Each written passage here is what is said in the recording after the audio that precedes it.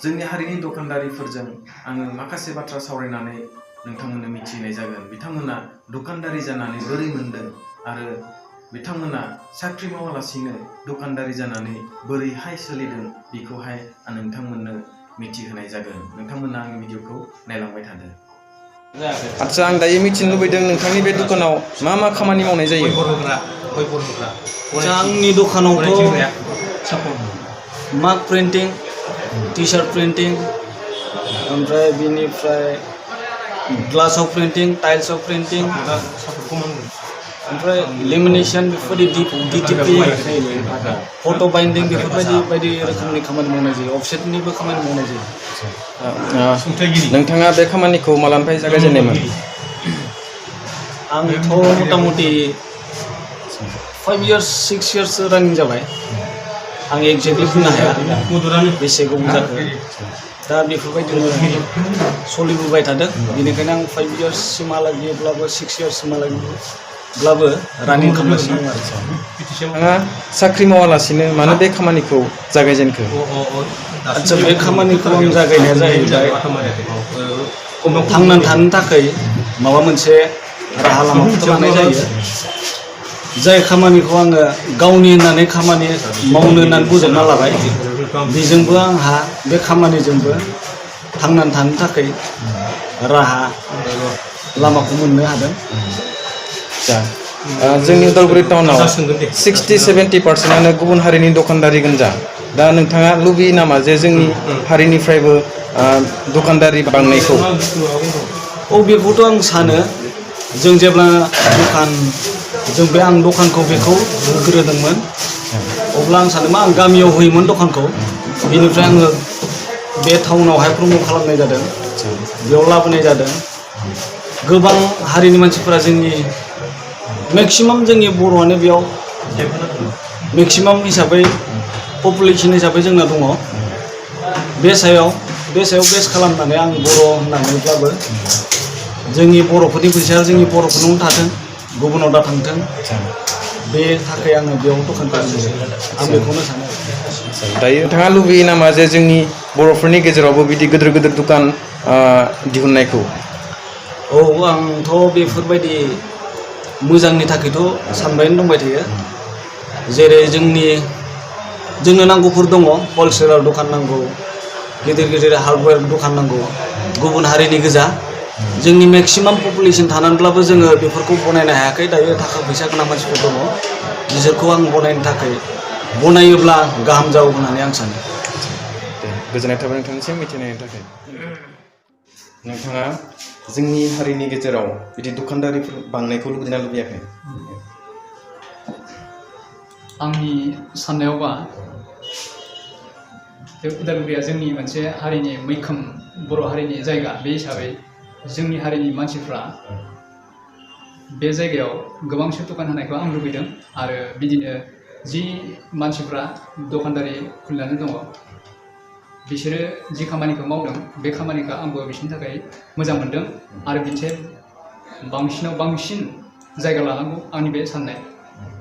नोंथाङा दायो बेयाव मा मावनो फैदों? आं दायो बेयाव भटार भेरिफाइ खालामनो फैदों। बेखौ मा प्रिन्टार होननाय जायो? बेखौ मा होनदों? साप्लिमेसन। मा खालामो बेयाव? बेवहाय मा होनो नैबे बुकआ प्रिन्टिं, ओमफ्राय बे न'नियाव टि-शार्ट प्रिन्टिं, टि-शार्ट प्रिन्टिं, बेयाव टि-शार्ट प्रिन्टिं, ओमफ्राय नैबे मालिकआ प्रिन्टिं। बे जाबाय साइन सेलुन एन्ड स्पा। बेबो मोनसे बिउटि पार्लार। बे बिउटि पार्लारा उदालगुरिनि कमप्लेक्सआव दं।